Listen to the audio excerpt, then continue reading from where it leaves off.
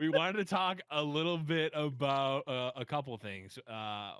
The main thing is the meta after week one. Yeah. We've obviously seen the rise and maybe fall of some decks, but there's three in particular I wanted to talk about. The first one, I mean, let's just talk about the elephant in the room. Azir Irelia Hmm. really kind of came out of the gates uh, very quickly in terms of win rate, play rate, all that. It's everywhere on the ladder. If you've played even a little bit, you've definitely seen it. I just want to get your thoughts on, what do you think about the deck, Scarzig? Do you like that it's in the meta? Do you like that it's so powerful? What are your overall thoughts on it? So when it comes to Aurelia Azir, I do want to make it clear that I think the deck is overpowered. It's when I was first talking about it, oh my god, there's no way this deck is. It's one of those things where it's like there's no way where your gut and your soul tells you there's no way this deck is balanced, right? And day it has that day one plot armor, so Yeah, you're not allowed to say that it's OP because it's too early to tell. yeah. And then over the next few days, all the counter decks rose up, and then everybody went back to playing their old decks and goes like, oh yeah, Aurelia Azir loses to Nasus Thresh, it loses to TLC. And so it's obviously not OP because it's just losing to the same old, but it's beating out the newer decks that are trying to Mhm. exist with it. So it's like this weird like it's like the bouncer at the front of the club now to get into tier Right. 1 where it loses to all the tier 1 decks, but it just gatekeeps everybody else Everything from else. trying to take their shot. And so regardless of I think like where the deck ends up balance wise, I think that it's like just this like really unfun just that first hurdle of what gets to be in the meta. Right. It's always a bad time when Ionia is deciding what gets to see play, I think. That's true. That is Yeah, actually true. that's one of the so there's a lot of things about this deck that make it kind of a perfect storm of Mhm. issues. And one of the biggest things is it is Ionia, and it's in a region so many people have been wanting to play and be good for so long. Like Yeah. we all miss Ionia Mhm. being a good region, and now Ionia is like a very good, solid region to be playing. So people are excited to be playing Ionia again. Um, but in Ionia, it sadly just how the region works, it's either insanely good or shit. Like, and Right. the problem is just the way it works. Like, it doesn't have a middle ground. Like, Yeah, it's yeah. either Oh my God, oppressive you're or bad. absolutely right.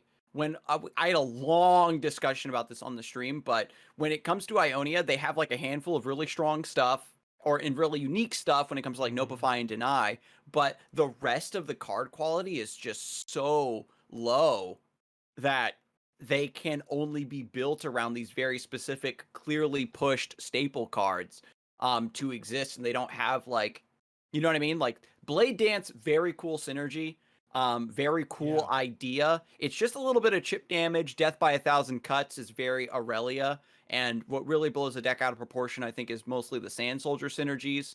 Like hyper leveling Azir, the blades getting their attack boosted by leveled up Azir and inspiring Marshall. If you're just chump blocking 1/1s all game, then if you're developing enough meat onto the board to tank Right. that, then you're good. But when they're 3/1s, 2/1s, and 3/1s, it becomes a lot harder to efficiently survive. Yeah.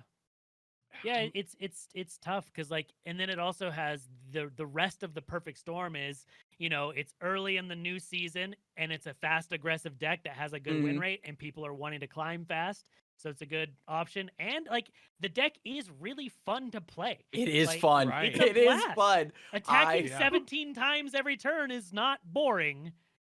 It is fun. Yeah. Yeah. I played the deck just so I wasn't that guy that was complaining about getting beat up by it. I wanted to make sure I got both sides of the equation, and Mhm. that deck is fun. Aurelia is fun. She's really cool. Like I love Yeah. the champion design. She's just whoo, is it good? Like you just win games I out of nowhere.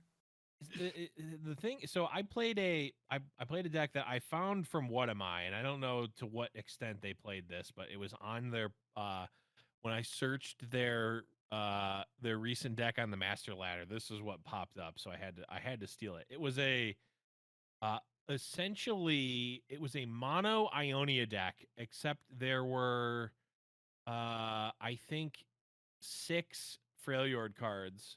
Those cards were 3 Omen Hawks and 3 They Who Endure.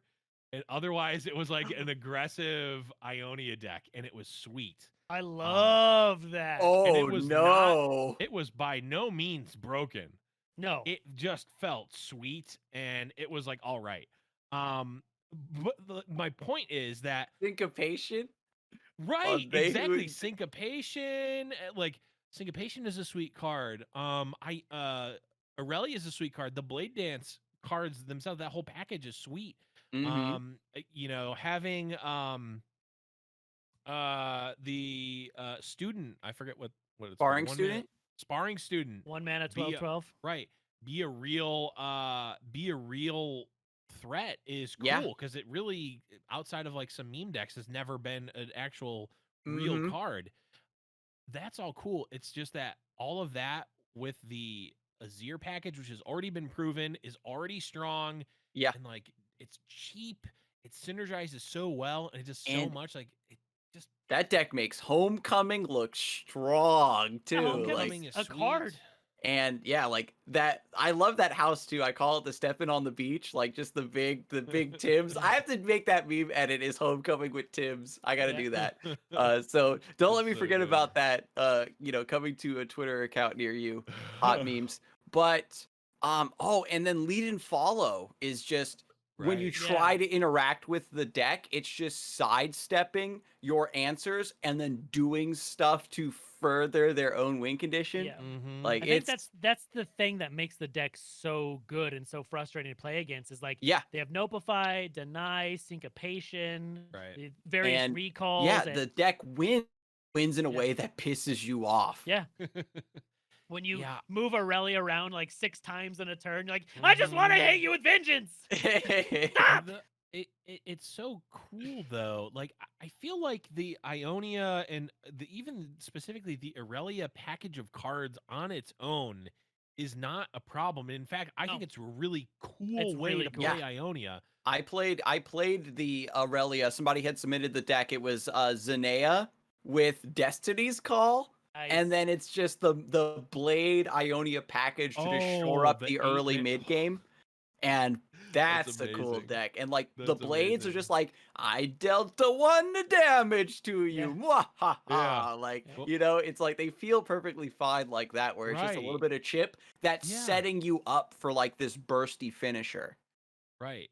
Well, remember last week, Saucy, when we were talking about was the 4 mana 3/3 Blade Dance 2, was that good enough for the deck? And it's actually just Yeah. like insano. It's Like, brilliant. oh, it's so good.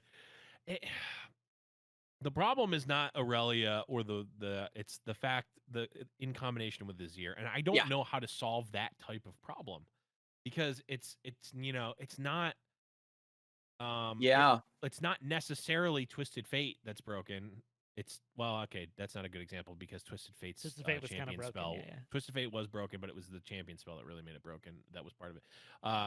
Like Mind Meld might not be broken. It's Mind Meld plus Yeah. all the cheap draw spells in P and Z. How do you Mhm. nerf that interaction? You have to, I guess, nerf either both parts or one part or something. It's tough It's to a do. lot of, yeah, that's the problem right there. It's like Yeah. it's a deck that's strong, but in a way that if you nerf it, you're maybe inadvertently hurting other archetypes you don't want to. Right. Like Azir is very clearly meant to be able to level up very easily for Sundisk purposes. Yeah. So if you Right. make Azir like, oh, you have to summon 15 units to level up Azir, then suddenly like Sundisk decks are really struggling to hit that milestone.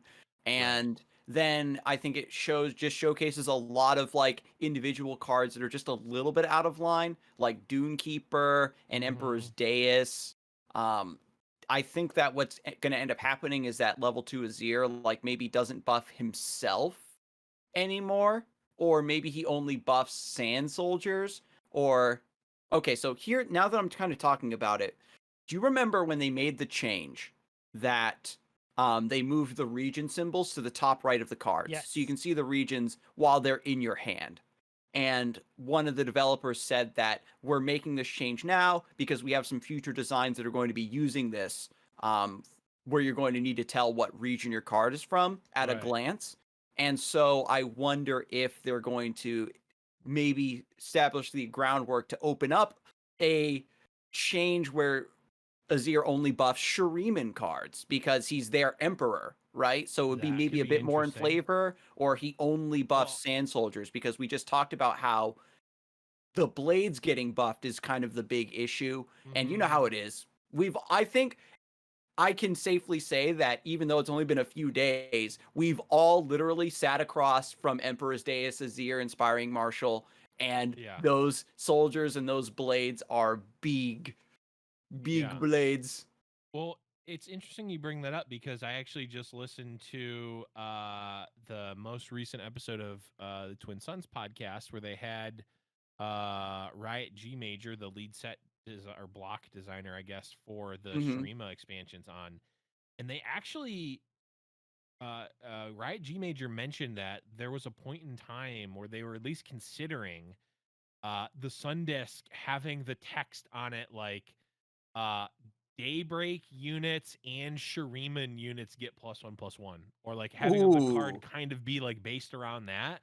So it's Yeah. interesting that you say that because it's very possible that that could be something that they do, and like that could be like an angle that they go, because right now that sort of precedent hasn't really been set, other than like I guess spiders kind of have that synergy, but spiders and I guess the kind of the tech with the new card, the new Heimerdinger card, but mostly spiders are the only like tribe that really buffs itself. I'm trying to Yeah. think. Yeah, like Elnix obviously has a little bit, and Mhm. Poros too. But yeah, So yeah, taking that synergy and tying it to region again, like right, tying like card procs to region, has a little bit of precedent with allegiance, sure, but when it comes to like things that are in play or in your hand, you're asking a little bit more of your players to know, hmm, what cards are part of what. So like, it'll be a little bit rough for newer players to be like, oh, I forget what region this guy's a part of. But I think right. the Runeterra, developers and the artists have done a really good job of having cards. Like when you look at a card, it's very easy to tell what region it's from. Right. And also, like, at some point, you have to expect the players to open their fucking eyes, right? You No. know, Hey, there's get some. that out of here. Get that logic out of I'm here. sorry. Hey, you made it to the end of the video. Thanks for that. Do us a favor, leave a comment below and subscribe to the channel if you want to see more. Also, if you want notifications, go ahead and ring the fucking bell.